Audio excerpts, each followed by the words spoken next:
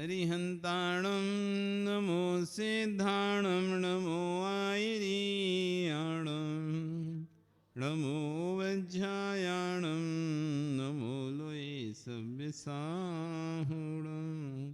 बोले अनंत अनंत से परमेष्टि भगवान की, आदिरम आदिनाथ भगवान की, वर्तमान शासन महावीर भगवान की, आचार्य गुरु श्री 108 विश्व सागर जी महाराज की, अहिंसा में विश्व धर्म की। पढ़ेंगे मेरी भावना। जिसने राग देश कामादिक जीते सब जग जान लिया, सब जीवों को मोक्ष मार्ग का निष्प्रय हो उपदेश दिया। बुद्ध वीर जिन्हें हरिहर या उसको स्वाधीन कहो, भक्ति भाव से प्रेरित हो ये चेत उसी। विषयों की आशा नहीं जिनके साम्य भाव धन रखते हैं, निज पर के हित साधन में जो निस दिन तत्पर रहते हैं। कठिन तप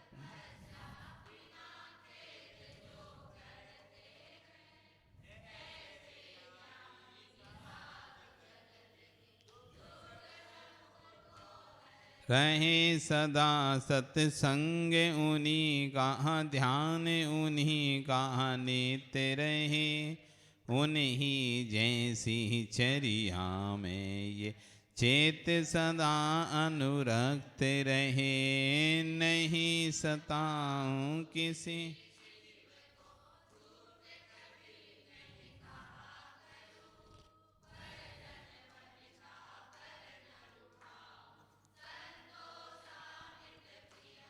अहंकार का भाव न रखूं, नहीं किसी पर क्रोध करूं, देख दूसरों की बढ़ती को कभी न ईर्ष्या भाव धरूं।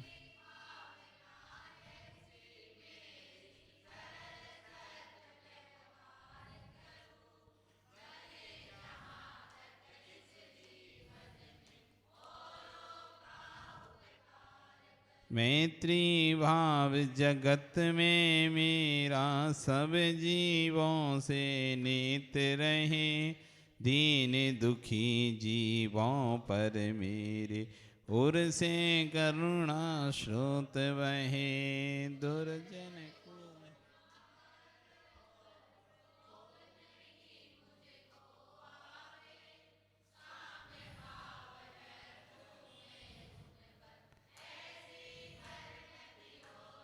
गुणी जनों को देख हृदय में मेरे प्रेम उमड़ आवे, बने जहाँ तक उनकी सेवा करके यह मन सुख पावे।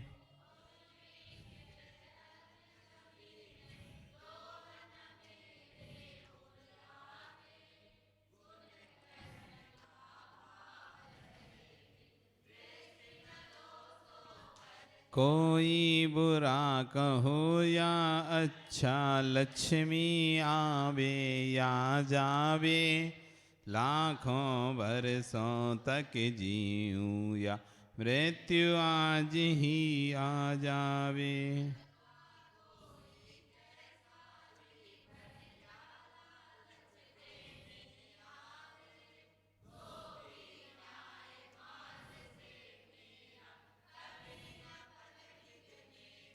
होकर सुख में मगन न भूलें, दुख में कभी न घबरावे, पर्वत नदी शमशान विहानक हटवी से नहीं भय खावे।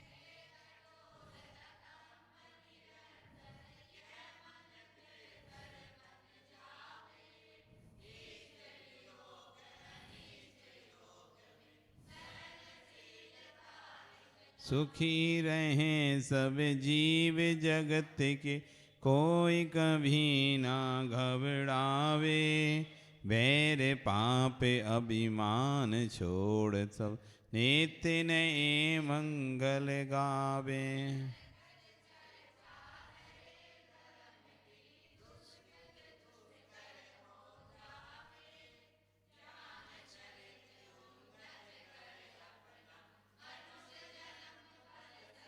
इति भीति व्यापे नहीं जग में, वृष्टि समय पर हुआ करे, धर्म निष्ठ हो कर राजा भी न्याय प्रजा का किया करे।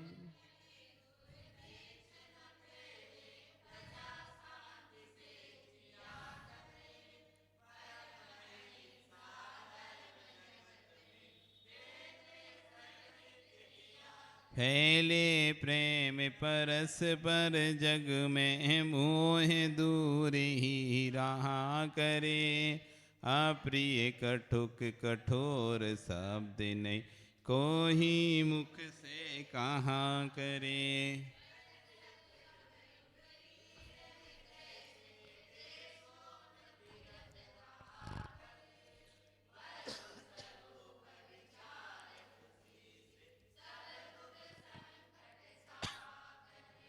सब दुख संकट सहा करें सब। पद नंबर 9 अंतिम लाइन जिसका चल रहा था, ज्ञान चरित उन्नत कर अपना, मनुष्य जन्म फल सब पावे। इससे मानव जन्म का फल क्या है? यदि मनुष्य जन्म का फल कोई है, सम्यक ज्ञान और सम्यक चारित्र। कोई प्रश्न कर सकता है सम्यक दर्शन तो बोले ही नहीं महाराज जी आपने, जबकि सबसे पहले सम्यक दर्शन आता है। यहां पर ज्ञान चाहती क्यों का? दर्शन ज्ञान चाहत बोलना चाहिए थी मनुष्य जन्म का फल।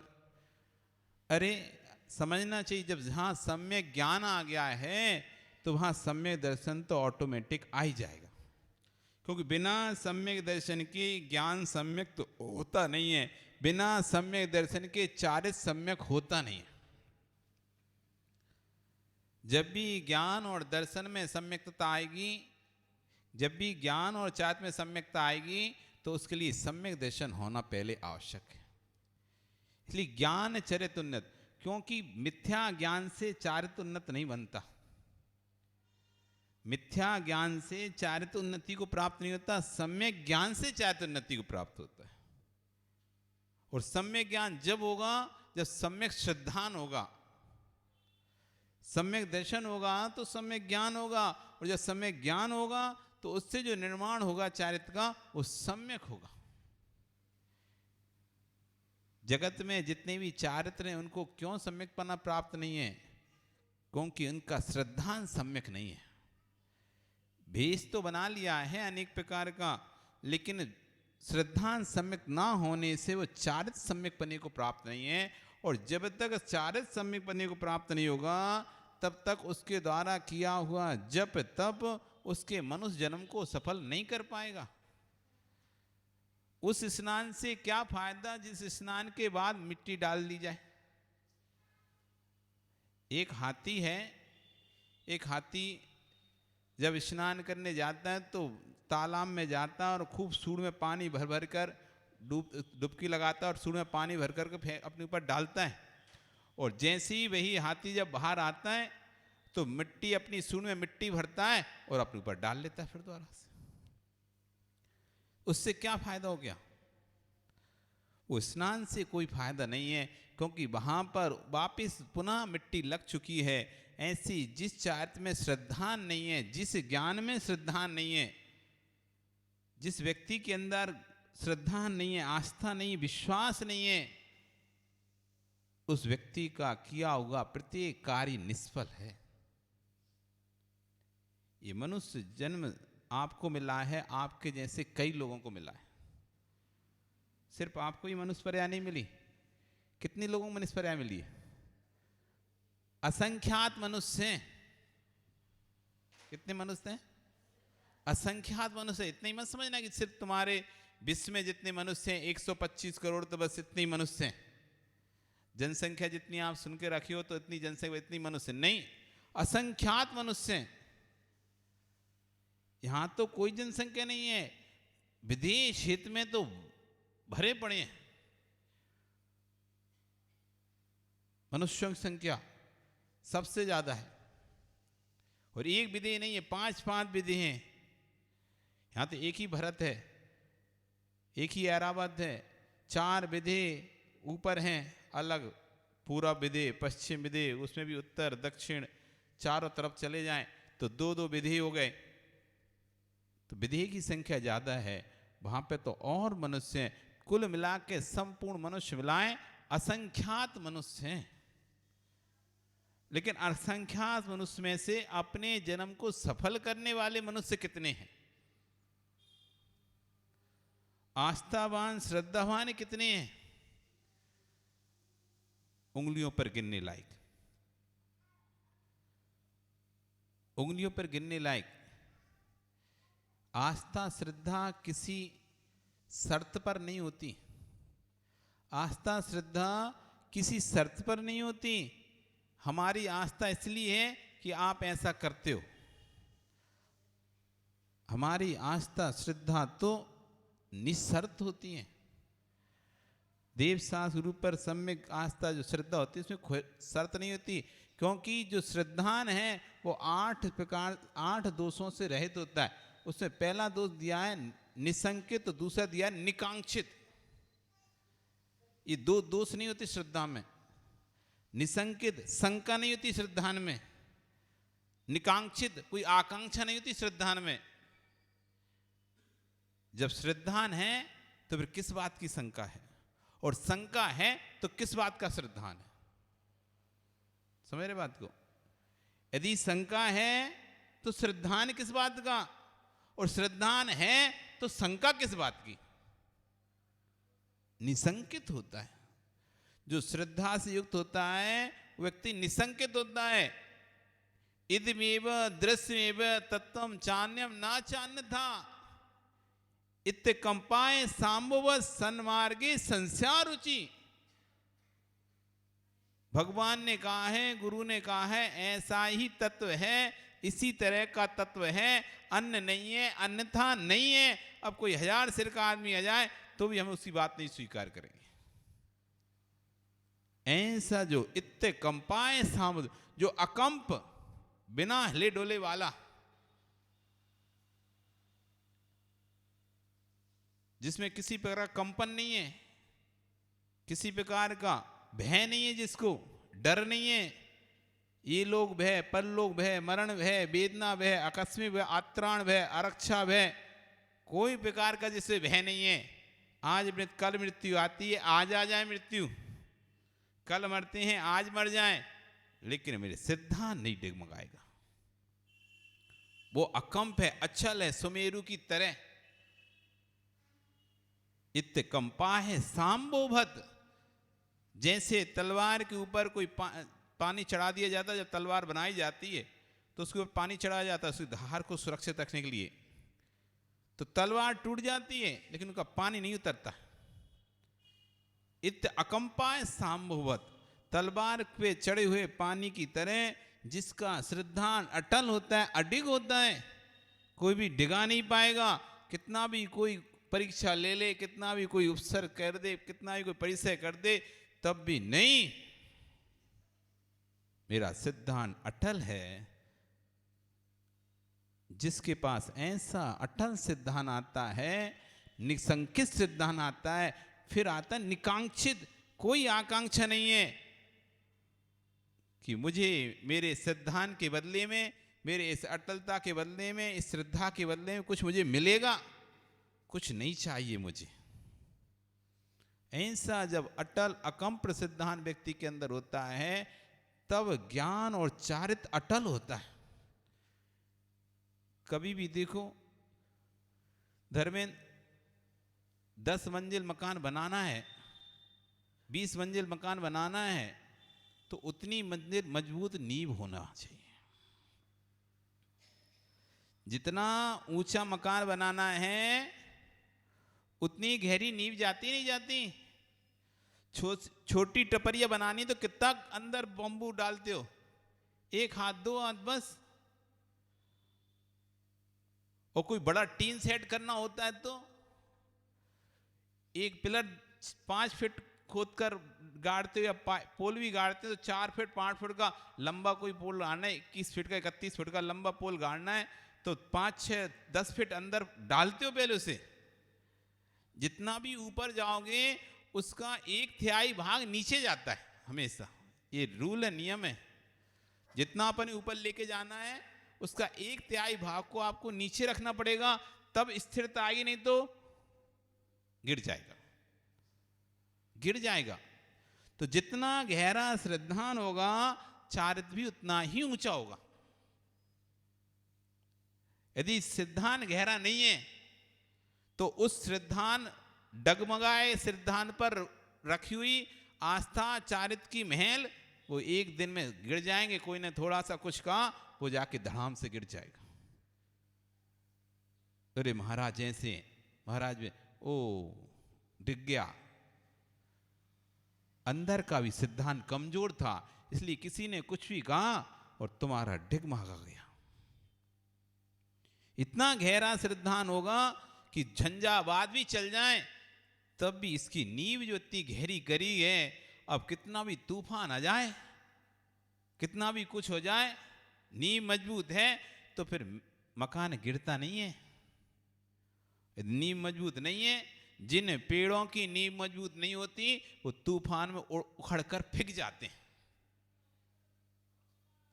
जिन पेड़ों की नींव मजबूत नहीं होती उनका क्या होता है, तूफान में एक जोर का तूफान चला और देखा ना जब आता है तूफान तो कितने पेड़ गिर जाते हैं, लेकिन सभी नहीं गिरते। उस तूफान में भी कुछ ऐसे अडग पेड़ होते हैं जो मजबूत होते हैं। इतने तूफान आने पर सब कुछ तहस नहस हो गया तब भी वो पेड़ वैसा का वैसा खड़ा हुआ है। क्यों क्यों मनोज, क्यों खड़ा है वो पेड़ ऐसा कैसा? जड़ें मजबूत थी, गहरा था, अच्छा उसकी जरूर पकड़ी हुई थी, इसलिए लंबा इतना ऊंचा पेड़ होने के बाद भी तूफान झंझावात उसका कुछ भी नहीं बिगाड़ पाए। जब गुरु के प्रति आस्था इतनी अगाढ़ हो जाती है फिर कोई कितना भी आपको अनेक प्रकार से उपसर करे, परिचय करे, परीक्षाएं ले, कुछ भी ले, तब भी अंदर की श्रद्धा किंचित मात भी नहीं डगाती। श्रद्धान इतना गहरा होना चाहिए। जब इतना गहरा श्रद्धान होगा तभी गहरा ज्ञान होगा। जितना गहरा ज्ञान होगा उतना ही गहरा चारित्र होगा, और जितना गहरा ज्ञान चारित्र होगा उसी व्यक्ति का मनुष्य जन्म सफल होगा। सब एक दूसरे से लिंक हैं, सब एक दूसरे से जुड़े हुए हैं। दर्शन नहीं तो ज्ञान नहीं, और जब दर्शन ज्ञान ही नहीं है तो चारित्र है ही नहीं है, और जब दर्शन ज्ञान चाहे तीनों नहीं है तो मनुष्य जन्म तो बेकार है। फिर त्रियंच सम है मनुष्य। जिसके जीवन में दर्शन ज्ञान चारित्र नहीं है ऐसे मनुष्य का जीवन तो त्रियंच के समान है, त्रियंच के समान, नर त्रियंच समान। पढ़ा है कहीं पे? कहाँ पढ़ते हो? हैं? पूजा में कौन सी? याद ही नहीं होगा। हैं? याद करना कल।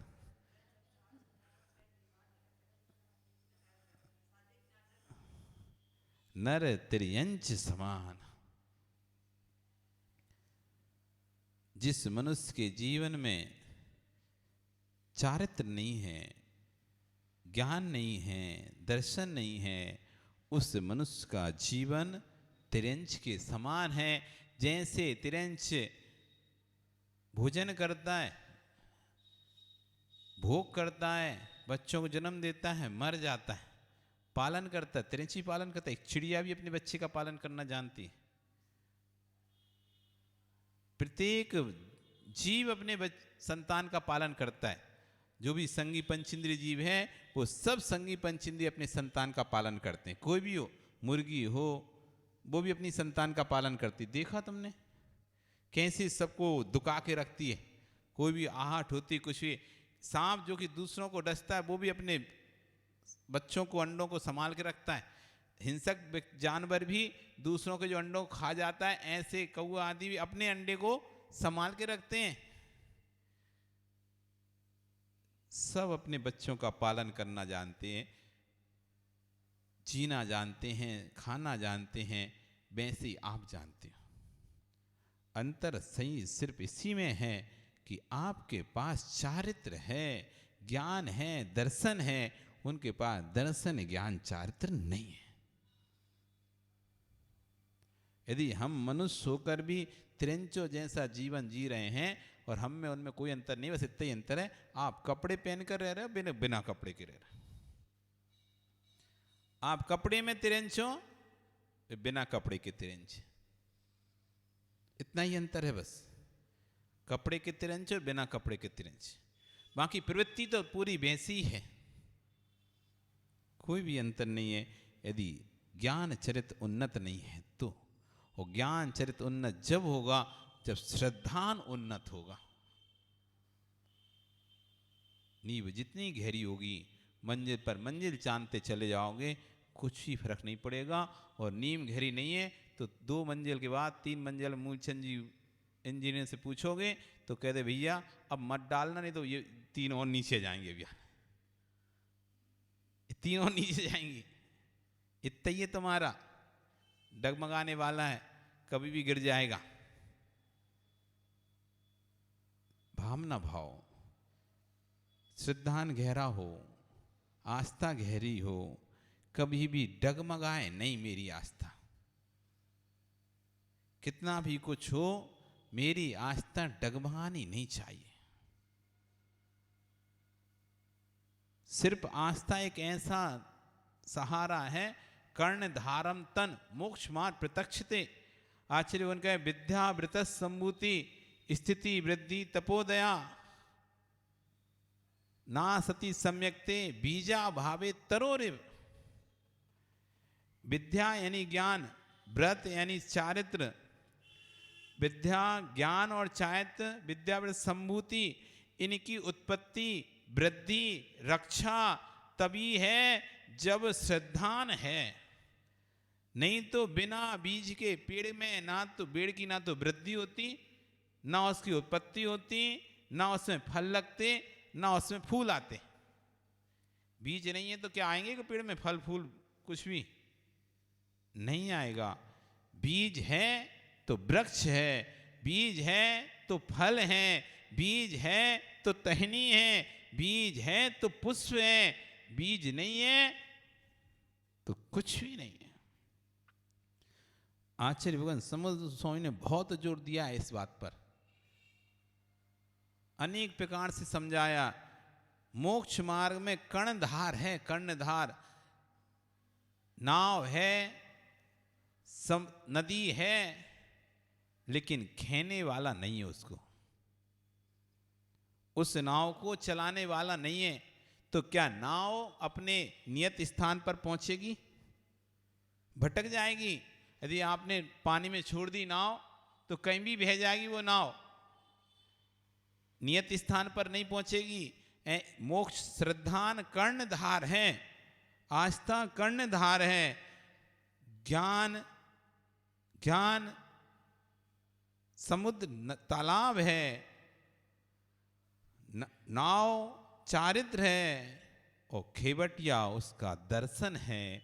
यदि उस नाव में खेवटिया सवार है तो वह नाव ज्ञान के माध्यम से 3 लोक की यात्रा कर सकती है,